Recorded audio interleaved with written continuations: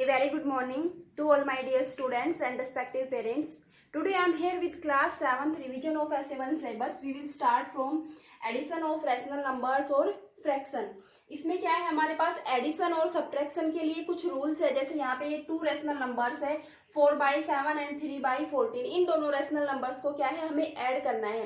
यहाँ पे एडिशन के साथ साथ सब्ट्रैक्शन भी हो सकता है। रूल सेम है दोनों के लिए। हमें सबसे पहले क्या देखना है, इनके डिनोमिनेटर्स को देखना है। अगर डिनोमिनेटर सेम है, इक्वल है, यहाँ पे भी 7 है और यहाँ पे भी 7 है, तो यहाँ पे जो इसका एलसीएम है किसका, डिनोमिनेटर्स का, वो किसके इक्वल हो जाएगा, 7 के इक्वल ही हो जाएगा।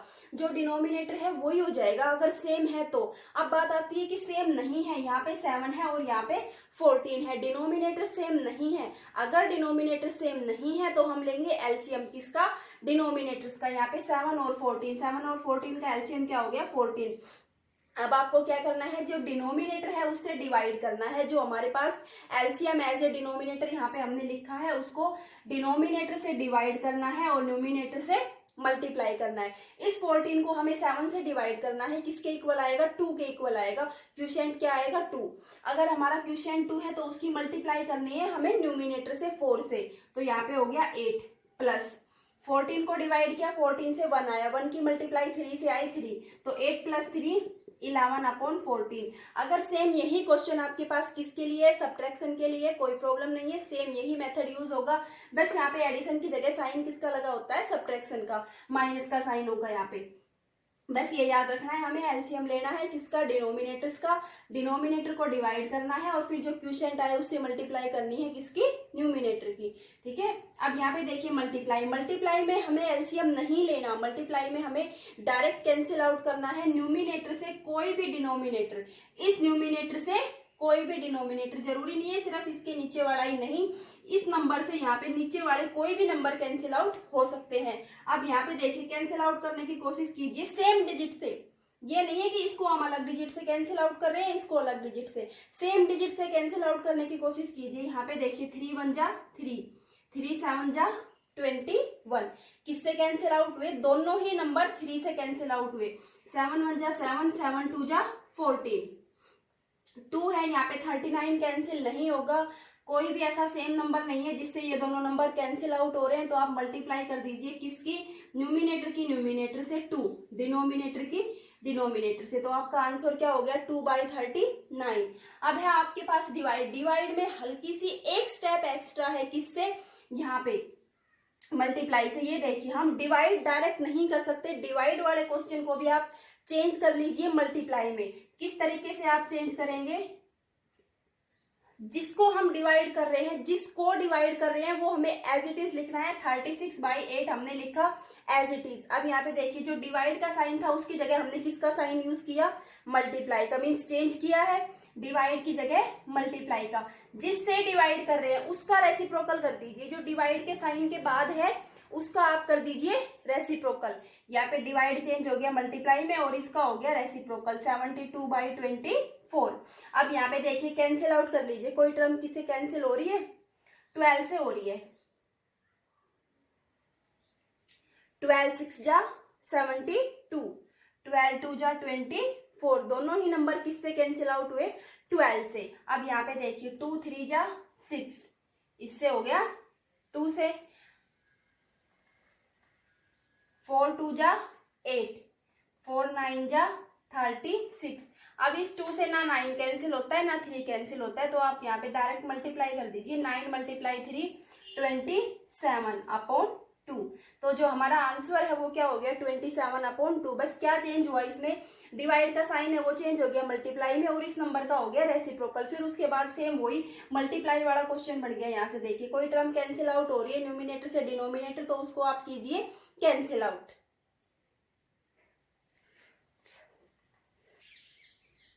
अब देखिए हमारे पास डेसिमल में भी है addition, subtraction, multiply and divide. तो हमें इसमें डेसिमल में क्या याद रखना है, रेशनल नंबर और फ्रैक्शन तो हो गया। अगर हमारे पास 2 रेशनल नंबर है उनको ऐड करना है तो हम लेंगे एलसीएम, सब्ट्रैक्शन में भी लेंगे एलसीएम। अब ये अगर हमें डेसिमल में क्या करना है, ऐड करना है, और किस फॉर्म में गिवन है, डेसिमल फॉर्म में गिवन है। तो इसके लिए हमें क्या याद रखना है कि जो हमारा डेसिमल है उसके जस्ट नीचे दूसरे नंबर का डेसिमल होना चाहिए। जैसे हमने यहाँ पे इसको लिखा 5। और यहाँ पे हमारे पास फिर कंडीशन क्या हो गई किसके लिए, एडिशन के लिए, कि यहाँ पे जो दूसरा नंबर है गिवन डिजिट है उसका डेसिमल प्लेस भी यहाँ पे बिल्कुल डेसिमल के नीचे होना चाहिए। अब आपने ये वाला डेसिमल यहाँ बिल्कुल इस डेसिमल के नीचे लिखा। अब इसके राइट में देखिए क्या लिखा हुआ है 7 9, इधर लेफ्ट में क्या लिखा हुआ है 6 1। तो आप ये ध्यान रखिए कि बिल्कुल डेसिमल के नीचे डेसिमल। अब यहाँ पे देखिए ये डेसिमल है, अब आप यहाँ से डेसिमल से देखिए इसके लेफ्ट में क्या लिखा हुआ है ओनली 3, तो यहाँ पे आपने लिख दिया ओनली 3। उसके बाद क्या है फिर 2 5 4। जो स्पेस आपको ब्लैंक दिखाई दे रहा है उसको आप फिल कर दीजिए, 0 लिख दीजिए, अदरवाइज उसको एज इज ब्लैंक ही छोड़ दीजिए। कोई जरूरी नहीं है वहां पे कुछ भी लिखना, अगर लिखना चाहे तो भी आप क्या लिख सकते हैं 0। बस कंडीशन ये है कि डेसिमल के जस्ट नीचे डेसिमल होना चाहिए। इसमें ये नहीं है कि हम पीछे से लिखना शुरू करेंगे, जैसे हम सिंपल एडिशन में करते हैं, क्या करते हैं पीछे से लिखना स्टार्ट करते हैं। इसमें डेसिमल वाले एडिशन और सब्ट्रैक्शन में हम पीछे से लिखना स्टार्ट नहीं करेंगे। याद रखेंगे कि जो हमारा डेसिमल है दूसरे नंबर का डेसिमल भी उसके जस्ट नीचे होना चाहिए। अब इन सबको क्या है ऐड कर दीजिए। 4 9 + 5 14, 1 कैरी, 5 + 1 6, 6 + 7 13, 13 + 2 15। अब फिर सेम वही डेसिमल प्लेस आगे पीछे नहीं होगा, वही डेसिमल के नीचे ही डेसिमल। 1 कैरी हो गया यहाँ पे, 4 + 1 5, 5 + 6 11, 11 + 3 14, 1 1 + 1 2 + 1 3। तो आपका आंसर क्या हो गया 34.544। अब ये तो था हमारे पास किसके लिए, एडिशन के लिए। कोई नहीं, सब्ट्रैक्शन के लिए भी सेम यही रूल है, डेसिमल के जस्ट नीचे क्या होना चाहिए डेसिमल। एक सब्ट्रैक्शन में आपको क्या लिख सकते हैं, सब्ट्रैक्ट भी लिख सकते हैं या फिर टेक आउट भी लिखा हो सकता है। टेक आउट मीन्स लेना, सब्ट्रैक्ट मीन्स माइनस करना, या फिर टेक आउट मीन्स उसमें से किसी डिजिट को लेना। जैसे आपके पास क्वेश्चन है टेक आउट 91.7 फ्रॉम 157.6, मीन्स हमें 157.6 में से किसको लेना है, टेक आउट करना है किसको, 91.7 को। या फिर आपको पता है सब्ट्रैक्ट में जो फ्रॉम के बाद लिखा होता है वो आपके पास क्या होता है फर्स्ट नंबर। कंडीशन क्या है हमारी, एडिशन और सब्ट्रैक्शन में डेसिमल के नीचे डेसिमल, यहाँ पे इसके नीचे डेसिमल। डेसिमल के इधर देखिए लेफ्ट में क्या है, हम यहाँ से स्टार्ट करते हैं 1 है, फिर उसके बाद है 9, उस साइड देखिए राइट में क्या है 7 है। क्लियर। तो हमारी कंडीशन क्या है, डेसिमल के नीचे क्या होना चाहिए डेसिमल। अब आप यहाँ से सब्ट्रैक्ट कर दीजिए, आंसर में आप पहले ही लगा दीजिए डेसिमल के जस्ट नीचे डेसिमल। 16 - 7 9, यहाँ पे आपके पास बचेगा 6, 6 - 1 5, यहाँ पे बचेगा आपके पास 15, 15 - 9 6। तो आपका आंसर क्या हो गया 65.9। ओके, एडिशन और सब्ट्रैक्शन के लिए यही रूल है कि जो डेसिमल है उसके जस्ट नीचे डेसिमल होना चाहिए। अब आपके पास है मल्टीप्लाई। मल्टीप्लाई आपने फर्स्ट चैप्टर में सिंपल इंटीजर्स की भी की है, जैसे हमने ये मल्टीप्लाई की है 9 × -3 × 2। ये मल्टीप्लाई हमने फर्स्ट चैप्टर में की है किसकी, इंटीजर्स की। ये पॉजिटिव इंटीजर है और ये नेगेटिव इंटीजर है। तो ये सिंपल मल्टीप्लाई है, जैसे हमने यहाँ पे कर लिया -3 की मल्टीप्लाई 2 से, एक माइनस है दूसरा प्लस है, तो आंसर किसका आएगा मल्टीप्लाई में माइनस का, -6। एक प्लस है एक माइनस है तो माइनस का, 9 × 6 54। एक आपके पास मल्टीप्लाई है किसमें, डेसिमल में, जैसे ये है हमारे पास 1.6 × 1.2। तो इसमें आपको बताया गया था, आप एक सेकंड के लिए डेसिमल को भूल जाइए, आप रफली मल्टीप्लाई कीजिए किसकी, 16 की मल्टीप्लाई कीजिए किससे, 12 से, तो आपके पास क्या आएगा 192। अब इसमें ये देखिए हमारे पास क्वेश्चन में डेसिमल गिवन है तो आंसर में भी डेसिमल प्लेस होगा। अब यहाँ से देखिए डेसिमल के बाद कितने नंबर्स है, कितने डिजिट्स है 1, और यहाँ पे भी 1, तो 1 + 1 2, 1 यहाँ से 1 यहाँ से, तो आपके जो आंसर में भी आप डेसिमल लगाइए। डेसिमल कहाँ से लगेगा, पीछे से, राइट से इधर। इसमें 2 डिजिट है तो आप पीछे से 1 2, 2 डिजिट छोड़ दीजिए 1.92। और अगर आपके पास डिवाइड में है तो डिवाइड आप करके देख लीजिए, जैसे 48.30 ये डिवाइड है, इसको आपको डिवाइड करना है किससे, 6 से डिवाइड करना है। तो आप डिवाइड कीजिए 6 8 × 48, तो यहाँ पे हो गया 0। अब ये देखिए यहाँ से हम 3 कैरी नहीं कर सकते, क्यों? क्योंकि 3 से पहले क्या लगा हुआ है? डेसिमल लगा हुआ है। हम 3 कैरी करेंगे लेकिन उससे पहले डेसिमल को शिफ्ट करेंगे। क्लियर? तो पहले 3 यहाँ पे कैरी करने से पहले हम डेसिमल शिफ्ट करेंगे। किसके अंदर? क्वोशिएंट के अंदर। यहाँ पे हमारा डेसिमल हो गया, 3 हमने कैरी कर लिया, डिवाइड नहीं हो रहा। कैरी कर लिया 3, उसके बाद भी डिवाइड नहीं हो रहा, क्योंकि जो 3 है वो छोटा है किससे? 6 से। तो फिर हम यहाँ पे लगाएंगे 0 और फिर दोबारा से क्या कैरी करेंगे? 0। 6 5 जा 30।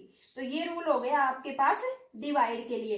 पहले आप डेसिमल शिफ्ट कीजिए, उसके बाद नेक्स्ट नंबर को कैरी करना स्टार्ट कीजिए। अब हमारे पास नेक्स्ट टॉपिक क्या है? प्रोबेबिलिटी। प्रोबेबिलिटी हम किस तरीके से फाइंड आउट करेंगे? जैसे हमारे पास कोई भी इवेंट है तो उसकी हमें प्रोबेबिलिटी फाइंड आउट करनी है, तो प्रोबेबिलिटी का फॉर्मूला हो जाएगा हमारे पास नंबर ऑफ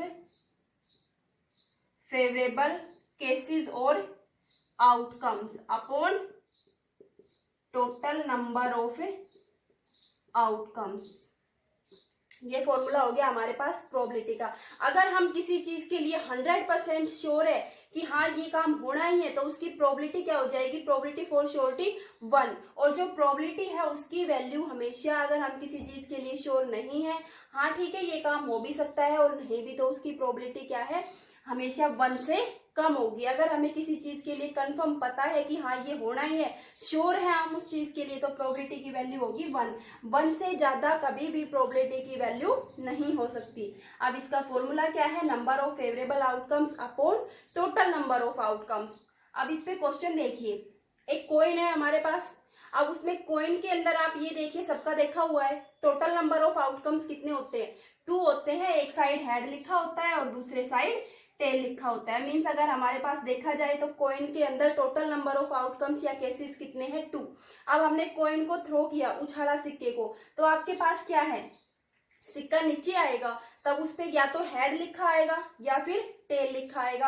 आप करके देखिए, कॉइन को थ्रो कीजिए, जब नीचे आपके पास आ रहा है तो उसका एक ही फेस दिखाई देगा आपको, या तो हेड हो सकता है या फिर टेल हो सकता है। कितने चांस है कि आपके पास उसका हेड हो या फिर टेल हो? तो उसके लिए आप प्रोबेबिलिटी फाइंड आउट कीजिए। हमें पता है कि जो फेवरेबल केसेस है वो हेड के लिए एक ही है। ऐसा हो सकता है कि जो कॉइन को हमने थ्रो किया वो नीचे आया, उसके ऊपर क्या लिखा है?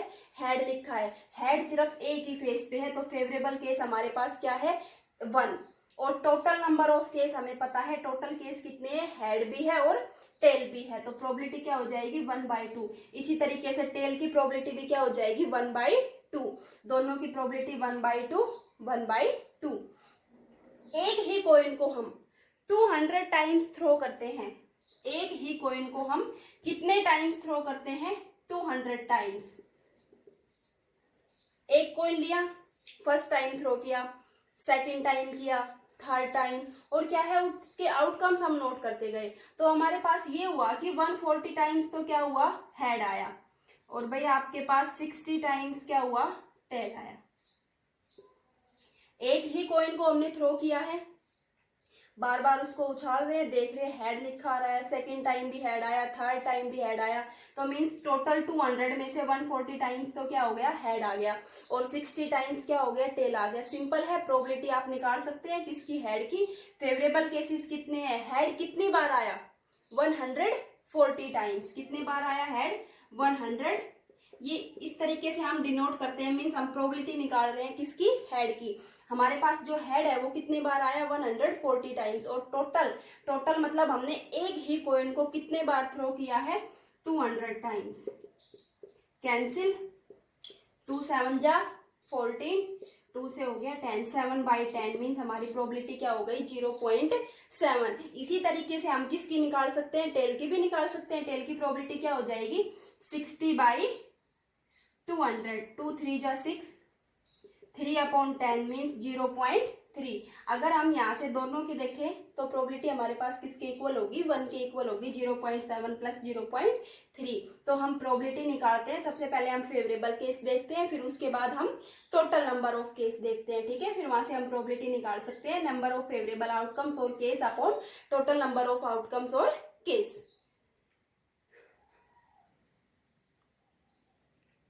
अब देखिए हम रिवाइज करते हैं चैप्टर नंबर 13। चैप्टर नंबर 13 में हमने क्या पढ़ा है, कॉम्प्लीमेंट एंगल, सप्लीमेंट एंगल और स्ट्रेट एंगल। तो कॉम्प्लीमेंट एंगल्स तो हमें पता है जिनका सम किसके इक्वल होता है, 90 डिग्री के इक्वल। और सप्लीमेंट में हमें पता है एंगल्स का सम किसके इक्वल होता है, 180 डिग्री के इक्वल।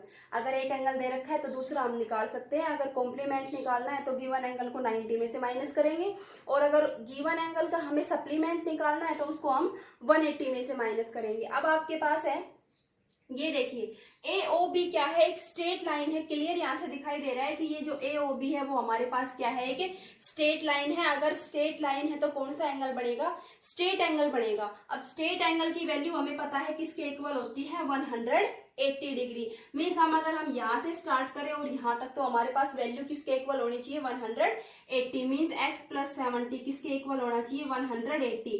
तो x की वैल्यू क्या हो जाएगी, 70 उधर जाके माइनस हो जाएगा किस में से, 180 में से। तो यहाँ पे हमारे पास x की वैल्यू क्या हो जाएगी, 110 डिग्री। अब यहाँ पे देखिए 3 पार्ट्स किए हुए हैं। सुबह आपको बताया था कि हम जैसे कोई भी चैप्टर है उसके अंदर ये देखते हैं कि हमें एंगल्स गिवन है, उनकी वैल्यू फाइंड आउट करते हैं। तो यहां से आप देख लीजिए ये जो एंगल्स है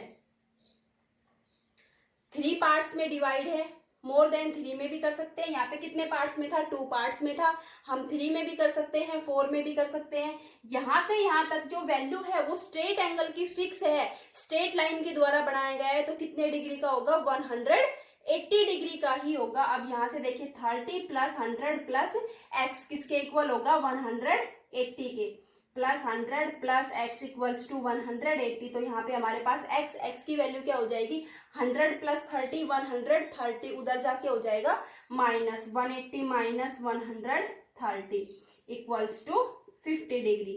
तो यहाँ पे हमारे पास एक्स की वैल्यू क्या हो गई, 50 डिग्री। अब चाहे आप इन एंगल्स को कितने भी पार्ट्स में डिवाइड कर लीजिए, लेकिन अगर हमारी लाइन स्ट्रेट है तो जो हमने एंगल के पार्ट्स किए हैं, 2 पार्ट्स 3 पार्ट्स 4 पार्ट्स, उन सब का जो सम है वो किसके इक्वल रहेगा, 180 के इक्वल रहेगा। अब ये देखिए यहाँ पे इस पॉइंट के ये कंप्लीट राउंड में लिया हुआ है, मीन्स हमारे पास क्या बना हुआ है, कंप्लीट एंगल बना हुआ है। और कंप्लीट एंगल की वैल्यू किसके इक्वल होती है, 360 के।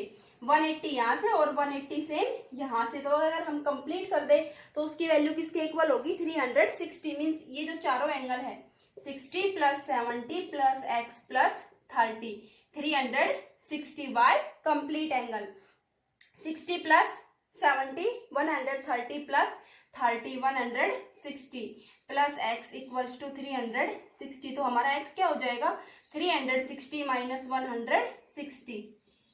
तो ये जो x है उसकी वैल्यू किसके इक्वल हो जाएगी, 200 की। अगर लाइन के एक ही साइड दिया हुआ है स्ट्रेट लाइन के तो 180 डिग्री का, और अगर हमारा एंगल कंप्लीट है, पूरे राउंड में बना हुआ है, एक पॉइंट के कंप्लीट राउंड बना हुआ है, तो वो एंगल हमारे पास होगा 360 डिग्री का। ओके।